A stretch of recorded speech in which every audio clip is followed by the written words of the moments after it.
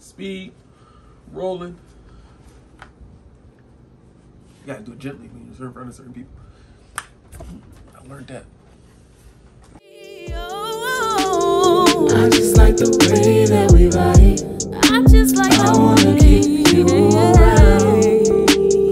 Every single day, every night. I wanna let you know that I'm down. Down.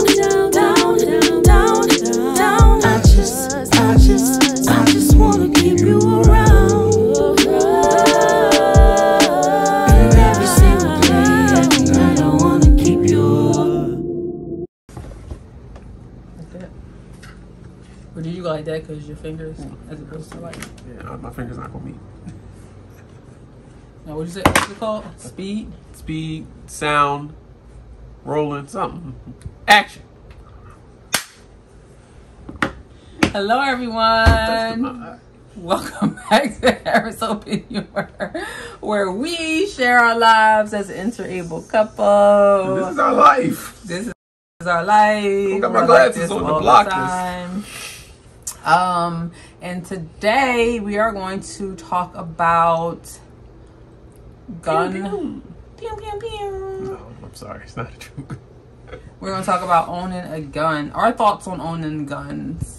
And we are touching on this topic because June is National Gun Awareness? Gun Violence Awareness. Oh, yes. Month. National Gun Violence Awareness Month. Yes, it is. I apologize. If you're new to this channel, then you may not know, you may not have seen that video yet, but keep watching, scroll back and check out some of our previous videos. But Leon is a gunshot survivor. It is how he ended up paralyzed and in a wheelchair. He is a quadriplegic. Technically he's a tetraplegic, but we won't really get into like the logistics of it all unless you're really interested. Let us know in the comments. So yeah, we thought for this year we would discuss our thoughts on owning a gun, given Leon's past, but also given our thoughts and views as Black Americans. Yes, and parents. It's conflicting for me. Yeah. For me, I want one. I think at this stage in our marriage, at this way the world is, if we didn't have a daughter, I probably would have one without too many second thoughts. I'm hesitant because, you know, the one place I like on my wheelchair, I like to hide stuff in my wheelchair. So and Noelle has figured that out, and she just reaches in there and puts stuff in. So I feel like for me, having a gun that on me, because the purpose of a gun to me is to protect yourself. So if it's not with you, I'm not running to get it. So I feel like I would want it on me at all times, and that's where I would keep it at. So I feel like right now, with her, I'm a little sketchy. And I wanted one in the house as well. And before I was thinking like, where am I going to put one that's accessible for me, but that's like totally hidden from her. And I didn't have an option until we got this bathroom addition. So now I have a spot to put a gun in the house that's hidden that she don't know about. So I don't know. And I'm also conflicted because being a gunshot survivor, I have a lot of trauma with that. So I'm leery of new people. Or like a guy actually today was coming just to do like an assessment on the house. And he stood far back, but he kind of like walked up on the car, and I didn't realize somebody was coming up, and he was like, hey, and I was just like, oh. And like for me, I don't know how triggered I would be with a gun. Like if I had, you know what I'm saying, I had the protection, I don't know if something, you know what I'm saying, I'm afraid. I have to talk with my therapist to see if she thinks it's a good idea, because I don't know how jumpy I would be with one. That's what I'm really worried about, how jumpy I would be with one, and if I would end up in a horrible situation. Yeah, if you would make things worse by being jumpy and like in a place of like trauma versus like, protection. So to that point, that's actually a really good point, because I feel like for me, so I am not a victim of a gunshot. Whatever. Gunshot survivor. I was like, why does this feel like an incomplete sentence? However, I did have my house broken into when I was asleep. Now, I thank God that I was asleep, slept through the whole thing, the person didn't come upstairs to where I was. They basically just kind of like, they knew what they were doing. They kind of went to where they needed to go, got what they wanted to get, and they kind of, I'm assuming, left. But the whole point of being like traumatized and potentially being like jumpy and wanting to feel safe in your space and wanting to feel protected, I wouldn't want to make that mistake either of doing something irrational based off of, I guess, like unhealed or untreated like wounds, because that's something I actually never even went to therapy for. And I guess maybe because we moved, well, I moved since then, we weren't living together at that time, but like maybe since, because I moved, it felt like a safe place to just not live in that same space anymore. But yeah, I don't really think about like if it would cause me to feel like triggered, or like does it add to my anxiety, because I do generally already have some sort of anxiety on a day-to-day basis. But also, from a female perspective, there is a part of me that wants to feel like I can protect myself, because you just feel like you live in a world where like you can't do anything. You're not allowed to say no almost to certain people, which that's not the way the world should be. Like, guys shouldn't be able to just do and say whatever they want, and a woman has to like go along with it because she fears for her life if she doesn't, because there's been countless accounts of women who have been abused or even killed over something so simple as not wanting to give them their phone number. And so like from that perspective, although I'm married, to have to be out and doing things, and you know, you're out when it's late, you're out when it's dark, I don't always feel the most comfortable in those situations. Even if I'm mindful of, like, if I'm getting gas and I like make sure I'm intentional and not have my phone in my hand, and so I'm paying attention, like I still feel like sometimes that may not feel like enough. And it was interesting because after my house was broken into, first of all, I don't even want to get into this whole story, but first of all, I was not treated fairly by the responding officers. But then I actually should do an episode about this story, because some parts of it is actually kind of like at this point funny. But me and my mom ended up in a situation trying to like not really resolve what happened. So, okay, long story short, part of the story is somebody found or brought the iPad that was stolen from a house and wanted to return it. And so we didn't know how to approach the situation. Called the police department, and their answer was to have them meet you in front of the police department, which does not, to me, sound like a good idea when you don't know who you're dealing with or if this is part of a bigger plan. So we end up seeing a cop that was already kind of like, I guess, responding to something else in the neighborhood. And when they got done, we asked them what they think we should do.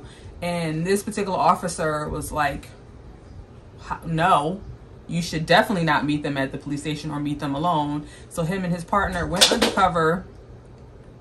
They basically, like, I don't know if they had other things to do or not, but they, like, whatever they were doing, they just were like, this is what we're doing now. They went back to their police station. They changed, went into undercover clothes, told us where to meet this person. They were already like in place when we got there. And so, long story short, after that whole thing happened, because it felt like an episode out of Cops, after that whole thing happened, he pretty much was like, he told me to get a gun. He was like, as a female who's living alone, you should have a gun and you should know how to use it. He even told me what kind of gun to get. I don't remember. So I say all that to say, from a female aspect, I do feel like for a certain sense of me, part of me wants to, I have touched a gun before, but I've never really been like comfortable with one. I would like to get comfortable. I would like to know what I'm doing. I would like to not be as afraid of it, but I do understand the power that it has behind it.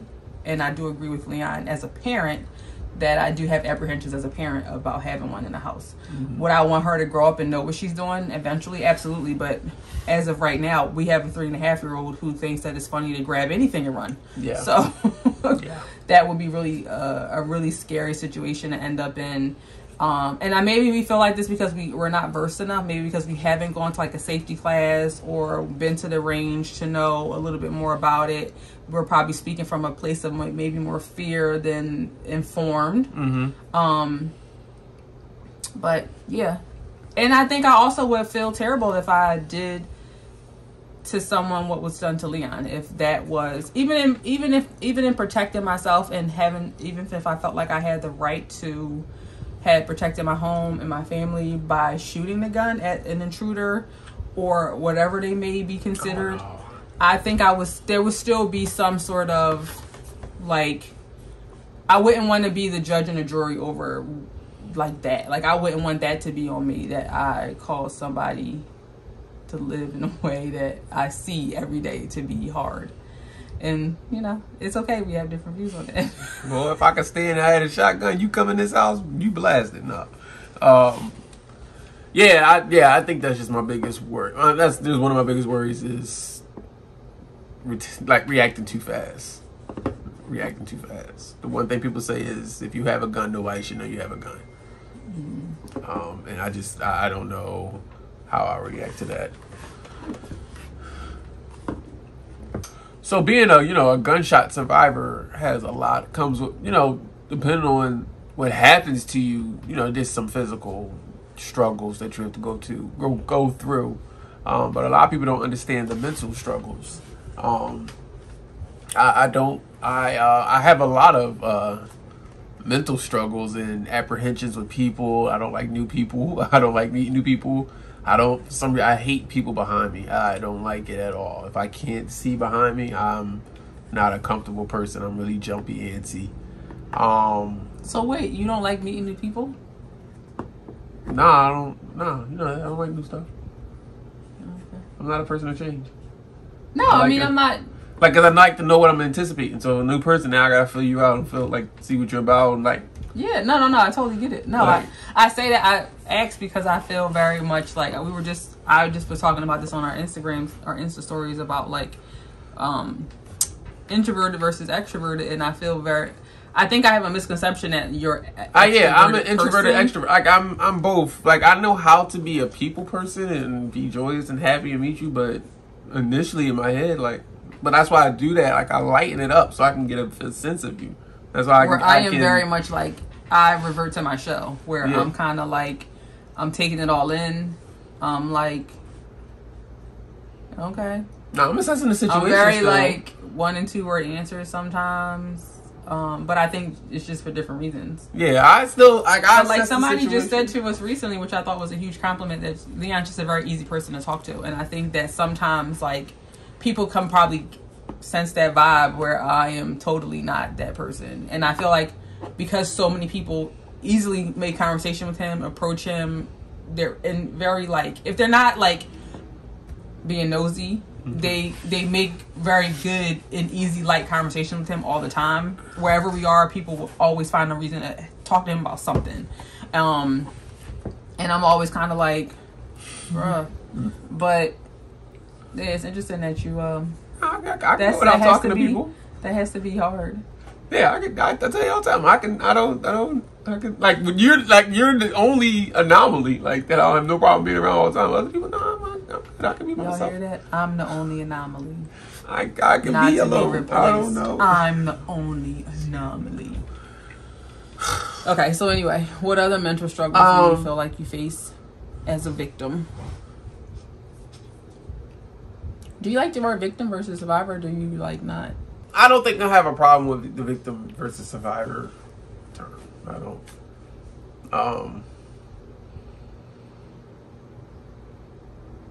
I guess we have to look at the dictionary definition. But yeah, I don't have a problem with it.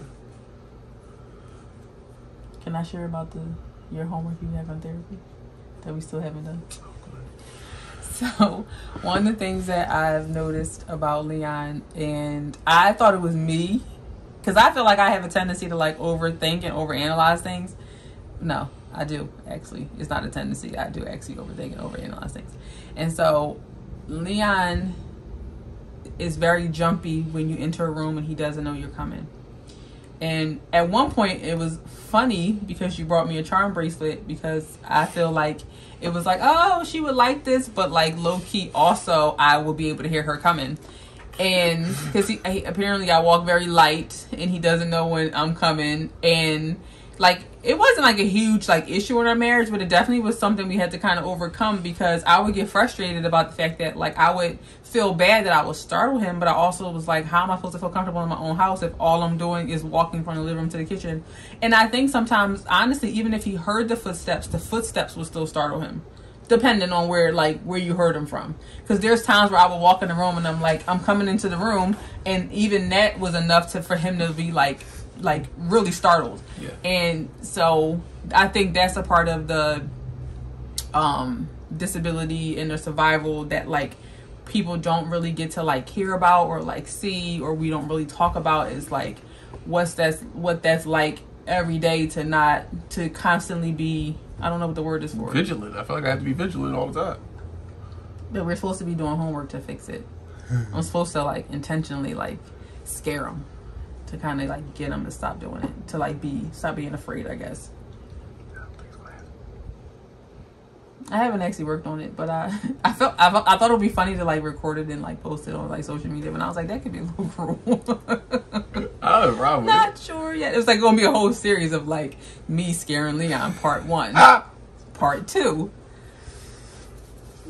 Yeah. So anything else? Great. So much editing. I don't think so. How does it feel when you go back to where, not that we frequent that space often, but how did it feel to go back to where it all happened? It's fine now. It's not as bad as it was in the beginning. Now, I just more so. I guess I go back to being that young every time I go back there. I feel all the memories. Feel all the like. Oh, I used to walk this. I used to shovel this. Like I have all those vibes now. I don't have too many of the sad vibes. From going there. Well, I haven't been back since my therapist broke me, so I don't know. You also used to have issues with guns on video games. Like if you played like Call of Duty for too long, I feel like that would trigger you a little bit. It did? I forgot about that. I think there were at least a few days where it was kind of like it bothered you. Maybe not all the time. Yeah, I forgot. Yeah, I play GT all the time. So I didn't. I know in the beginning when I was young, I couldn't hear gunshots or see stuff like that. I didn't play Call of Duty for a long time. Yeah, that was gonna be my next question. Do you feel like there's a difference between hearing a gunshot on the video game versus one in real life? Not that people. I don't even know what really a gunshot in real life sounds like. I kind of do. I kind of do, but I kind of don't. Like we was driving the other day and heard firecrackers. I thought it was gunshots. I'm like, well, I'm stuck like Chuck. Like I don't really. And then sometimes I've heard big booms, and then come to find out it was a gunshot. I'm like, oh, I thought it was a car backfiring. Like I don't. Yeah. I'm not in that environment. I didn't hear my gunshot, so really? No, I didn't. I didn't hear when I got shot. I just literally I went to run, and the next thing I know, I'm on the ground. I didn't.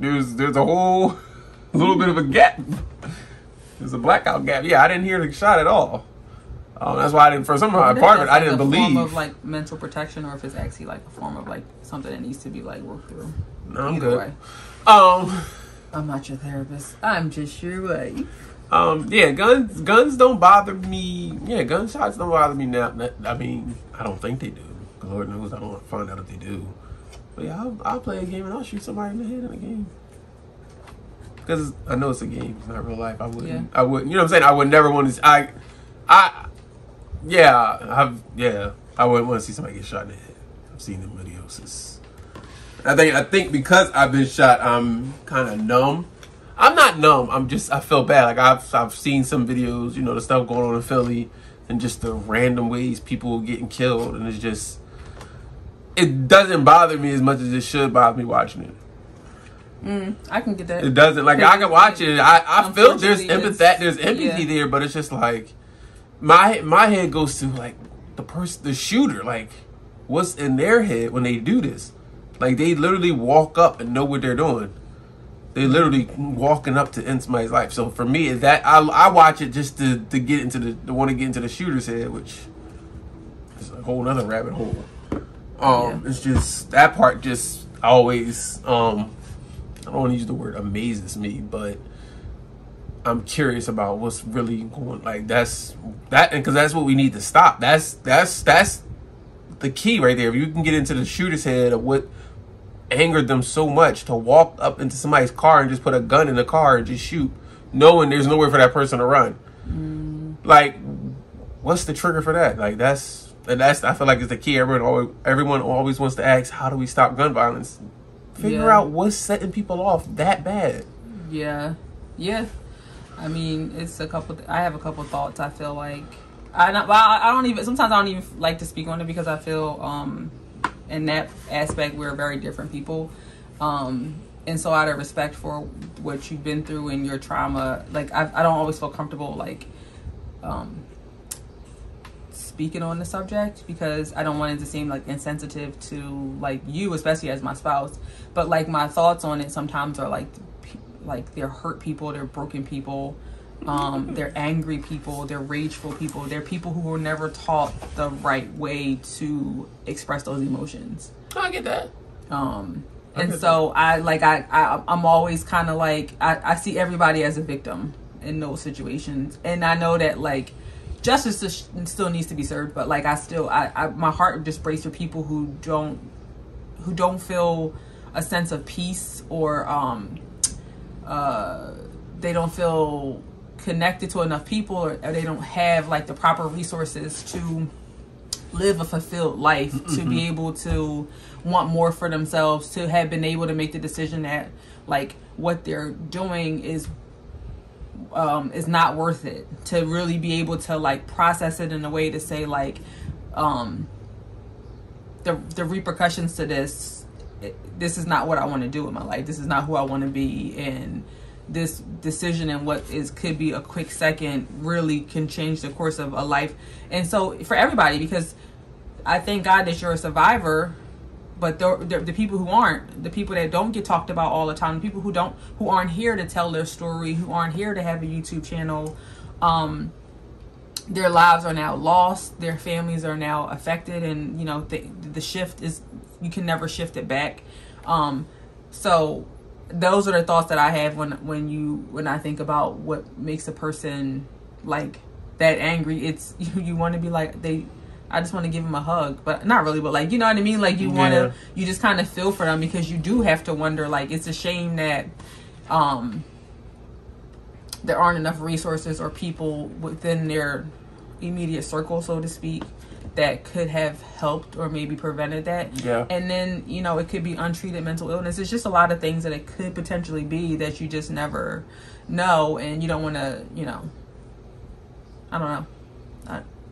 Even if you spent a lot of time on it, it wouldn't, like you're saying, like, how much do we need? Or is the approach the right approach? Are the resources the right resources? Are we looking at this from the right perspective? And it's not something that we could change overnight. We can we can help to be a part of the solution. We can be open to change. We can be open to offering ourselves as servants of service to the cause if God so leads us there. But it's a shame. But I think lastly, if this video was not already long enough, I was going to ask you what's your perspective as a gunshot survivor in terms of spinal cord injuries versus people who are like born with a spinal cord injury or a sports injury. Like, I know that sometimes. Say it again. What's my what?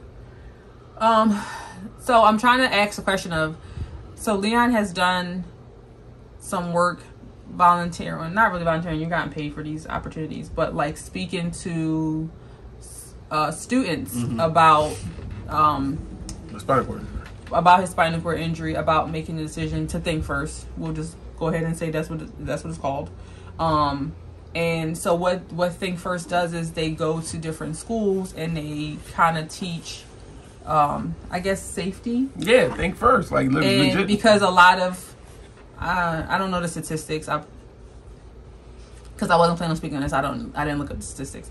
But we like you I think a lot of people are used to hearing that the injury came from motorcycle accident, car accident, diving, like jumped into a pool the wrong way, or a sports injury. And so I know at first when a lot of those injuries, people bring it. A lot of those injuries are kind of like self-inflicted.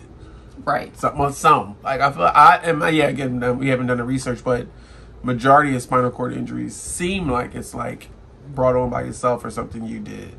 Yeah, there was one guy that went skiing and he said that he knew he had did something wrong. And so like I think that helped him come to terms with this injury, because he, as an avid skier, he knew that what he had did in that moment wasn't what he should have done, and it led to him being paralyzed. And I think there was, I guess, a sense of peace for him that you can kind of like connect those dots to say, this is my fault. This was kind was of my fault. Like I did it. It's not like somebody put you in a chair. Right. And so I think when you were going out and speaking at these schools, I think in the beginning it was a little bit harder because you kind of felt like I didn't do anything wrong. Yeah. I was a typical teenager leaving the minimum wage job, like getting off the bus and going home. I was in my routine. It was part of what I hadn't even, I think the only thing that was different was that it was a day that you worked that you typically didn't work. But it wasn't like, again, it wasn't like I decided to leave early or I decided to come home late and I was being rebellious. Yeah. And even though, you know what I mean? Like I think you were having like a hard time with how do I teach this from my perspective. Well, for me, yeah, and I had to learn that from the think first part of it was what we're trying to do with gunshot awareness is guns awareness is think before you shoot. Like don't when you get upset, don't just go to the gun first. Like so that's them not to be the shooter. Yeah, because you see what the after effect is. Right, and what that looks like for somebody's life. Yeah, and again, it's not just my life that's affected. It was everybody. At that time, it was my mother's life, my grandparents' life, my church family life. People depended on me for different things. Like all those lives were affected by me getting shot. Right. And we're trying to get people to understand that broad scope of thinking. Like people, I know people that got kids. Like they kids now don't have a parent. Like it's nutty. Like it's just nutty. Yeah. Anything else, my love? No, I'm good. Talked enough. We have talked enough. So yeah, June is Gunshot Survivor Awareness Month, and so we're here to bring some awareness. Yeah. We hope you guys enjoyed this video. Don't forget to like, comment, share, and subscribe, and we will see you guys next time. Bye. Peace.